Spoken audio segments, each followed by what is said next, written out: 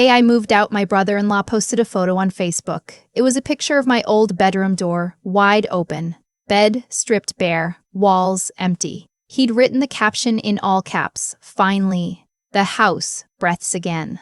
43 people liked it. My sister left a heart react. I saw it from the parking lot of my new apartment complex, sitting in my car with 3 boxes still in the trunk. I didn't cry. I just looked at the photo for a long time, at the room where I'd slept for 2 years while I paid a third of their mortgage, and I thought, okay, remember this. Let me back up. My sister? I'll call her my sister because that's what she is, even if she hasn't acted like one in years. Got married when I was 24. Her husband had a house in Clarksville, Tennessee. Nothing fancy. 3 bedrooms, a 2-car garage, a yard that needed work. He bought it before they met and the mortgage was manageable, but not when you factored in the property taxes, the HOA fees, the water bill that somehow kept climbing, and the fact that my sister had quit her job at the dental office because she said the commute was destroying her mental health. I was living in a studio apartment 40 minutes away, working as a billing coordinator at a mid-sized logistics company. I had a steady paycheck. I had savings. I was not rich, but I was stable, which in my family made me the person everyone called when something went sideways. They called me in March of that year. My sister said they were struggling. Her husband, I'll call him my brother-in-law, though I'd like to call him other things, had taken on a partner for his landscaping business, and the partner had left suddenly and taken 2 of their biggest commercial contracts with him. They needed someone to help cover the mortgage while they got back on their feet. Just for a few months, she said. 6 at the most. I said yes. Of course I said yes. She was my sister. I gave up my studio. I moved into their spare bedroom. I paid $900 a month toward the mortgage and covered the groceries most weeks because somehow that just became the arrangement, quietly, without anyone saying it out loud. I also watched their daughter on Tuesday and Thursday evenings while my sister took a ceramics class. I picked up my niece from school on days my brother-in-law was on a job site. I fixed the garbage disposal myself because I looked up a YouTube tutorial rather than pay a plumber, and my brother-in-law thought that was very funny, very resourceful, good for me. 6 months became 8. 8 became 12. 12 became 22. I kept telling myself it was temporary. I kept waiting for the moment when my sister would say, "Hey, we're okay now, we've got this, thank you so much." That moment never came. What came instead was a slow accumulation of comments, little ones, the kind that don't hurt individually but build up like sediment until you realize one day that you can't see the bottom anymore. You're so lucky you don't have real expenses. Must be nice to have a low-maintenance life. You're renting from us, basically. This is actually a great deal for you. That last one was my brother-in-law. Said at Thanksgiving in front of his mother and his brother and 2 people I had never met. I smiled and got up to refill my drink. I was paying $900 a month, covering most groceries, and providing approximately 15 hours of childcare per week. I had run the numbers. I knew what that was worth. But I also knew that saying any of this out loud would make me the difficult one, the ungrateful one, the one who turned a family dinner into a financial dispute. So, I stayed quiet. I am very good at staying quiet. I'm also good at details. That's what I do professionally. I track billing records, flag discrepancies, make sure the numbers line up. It's not glamorous, but it requires a specific kind of attention that most people don't have. I can look at a spreadsheet and find the one cell that's off. I can hold a sequence of events in my head and notice when something doesn't match. So when my brother-in-law started talking about expanding the business, new equipment, a second trailer, a truck with the company logo, I paid attention. Not in a scheming way. In the way you pay attention when you live with someone and you're interested in whether they're going to be okay. He applied for a small business loan. He needed a cosigner because his credit had taken a hit during the partner situation. He asked me. I said I'd think about it. He came back and said it was just a formality. The business was in great shape. It wouldn't affect anything. I said I'd look at the loan documents first. He seemed surprised by that. Like the ask was a given and the documents were an unnecessary step. I looked at the documents. I had some concerns. I didn't co-sign. He didn't say anything directly. But the house got colder after that. My sister started making comments about how long I'd been there, how it might be good for me to get back out there, have my own space. Really, have my own space, you know? My niece asked me one afternoon why I seemed sad, and I told her I wasn't sad, I was just thinking, and she patted my hand like a 40-year-old woman, and that almost broke me right there in the kitchen. I started looking for apartments. I found one in April, a one-bedroom, a 15-minute drive away, available June 1st. I signed the lease in secret because I didn't know what the reaction would be and I needed to have it locked in before I said anything. I told my sister on a Sunday evening. I said I'd found a place. I was moving June 1st. I wanted to give her plenty of notice. She said, "Oh wow, okay." Her husband said, "That's great. That'll be good for everyone." I waited to see if either of them would say anything else. They didn't. My sister went back to her show. My brother-in-law started scrolling on his phone. I went to my room and sat on the edge of my bed and looked at the walls I'd never bothered to decorate, because some part of me had always known this wasn't really home. Moving day was a Saturday. I'd hired 2 guys from a local moving company because I have a bad back and I'm not above spending $180 to protect it. My sister had mentioned something about her in-laws coming over that afternoon for a cookout.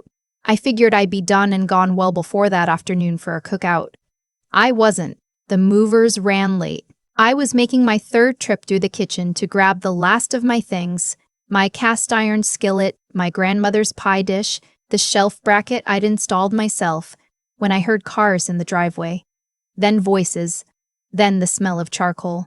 I carried my box out through the garage. There was a banner. I stopped walking when I saw it. Hung between the 2 porch posts, white with black letters, the kind you order from an office supply website. Congrats on your new beginning. At first, I thought it was for me. I actually thought that. For one single second, I thought my sister had done something thoughtful. Then I heard my brother-in-law's mother say, "I'm so glad you 2 finally get the house to yourselves," and I understood. The cookout was for them. The banner was for them. The celebration was that I was leaving. My brother-in-law's brother made a toast. I heard it from the driveway, clear as anything, to not having a permanent house guest. People laughed. My sister laughed. I heard her laugh. I set my box down in the trunk. One of the movers asked if I was okay. I said yes. I wasn't visibly anything. I just felt it go somewhere very deep and very still inside me, the way pain sometimes does when there's no outlet for it. I took out my phone and took a photo of the banner. I'm not sure why. Habit, maybe, from years of documenting things at work. Evidence. Whatever it was, I took the photo and I put my phone away and I drove away and I didn't look back. The new apartment was quiet. It took me 2 weeks to stop listening for sounds. My niece's footsteps, my brother-in-law's television, my sister moving around in the kitchen. I'd lived with sound for 22 months and now I had silence and I didn't know what to do with it. I went back to work. I came home. I unpacked slowly, 1 box at a time, and I let myself actually put things on the walls this time. I bought a plant. I started cooking real meals instead of whatever was easy and unobtrusive and unlikely to spark a comment about the smell. About 3 weeks after I moved out, I got a call from the company that had issued my brother-in-law's business insurance. I had been listed as a contact on the policy. I didn't know this, but apparently at some point my name and number had been added, probably when he'd been trying to get me to co-sign and had needed to demonstrate he had a responsible person attached to the business. When I didn't co-sign, nobody updated the records. The agent told me the policy had lapsed. There had been a missed payment. Did I know who to contact about getting it reinstated? I said I was no longer associated with the business. I said they should contact the policyholder directly. Then I hung up and sat very still for a moment. I wasn't the policyholder. I had never been the policyholder. But I knew what an uninsured landscaping operation looked like from a liability standpoint, because 2 years of living with someone in that business meant I'd absorbed more than I'd intended to. I knew that without coverage, one workplace accident could end everything. I knew that his biggest remaining commercial contract, a property management company that handled several complexes on the east side of town, required proof of insurance to maintain the contract. I didn't call my brother-in-law. I didn't warn my sister. I didn't do anything. I just didn't do the thing I might have done before, which was quietly step in, make some calls, smooth things over, protect people who had hung a banner to celebrate my absence. About a week later, my sister texted me. She said things were a little stressful and asked if we could talk. I said sure, when works for you. She didn't respond for 2 days. When she did, she said, never mind, they'd figured it out. They hadn't figured it out. 3 weeks after that, my brother-in-law called me from a number I didn't recognize. He called from a different number because he knew I might not pick up for him, which told me everything about what he thought of our relationship. He said the property management contract had been suspended pending insurance verification. He said he was dealing with a lot right now. He said, and this is the part I think about sometimes, he said, I know we didn't always make you feel welcome, and I'm sorry about that. Not I'm sorry for the banner. Not I'm sorry my brother toasted to you leaving. Just a vague, deniable, all-purpose sorry that didn't require him to name a single specific thing he'd done. I said I appreciated him saying that. He asked if I knew anyone who could help expedite an insurance reinstatement. I said I didn't. He asked if I'd be willing to help cover 1 month of the mortgage while they got back on their feet, just temporarily, just to give them breathing room. I said I wasn't in a position to do that right now. He was quiet for a moment. Then he said, really? Like the word really could make me reconsider. Like 2 years of $900 checks and grocery runs and childcare and a fixed garbage disposal had not happened. Like the banner hadn't happened. Like his brother's toast hadn't happened. I said, I hope things stabilize for you. I really do. And I meant it. I genuinely wished them stability. I just didn't wish it enough to subsidize it. My sister called 2 days later. She was less composed than her husband. She said I was being cold. She said family helps family. She said she knew things hadn't always been perfect, that I was acting like they'd been terrible, and they hadn't been terrible. I didn't argue with her. I said, I know we remember it differently. I said, I need to focus on my own stability right now. I said, I hope you find a good solution. She said, so that's it? You're just done? I didn't answer that question directly. I said I loved her. I said, take care. I hung up. I poured myself a glass of water and stood at my kitchen window looking out at the parking lot. My plant was doing well. I'd named it something embarrassing that I won't repeat here. The afternoon light came in at an angle I'd started to recognize as specifically mine, belonging to this window, this apartment, this quiet, what I've learned. And I don't say this with any satisfaction, or maybe I say it with a small amount of satisfaction that I've made peace with, is that some family systems need a person to absorb the dysfunction. Someone to cover the gap, smooth the friction, carry the cost that nobody else wants to acknowledge.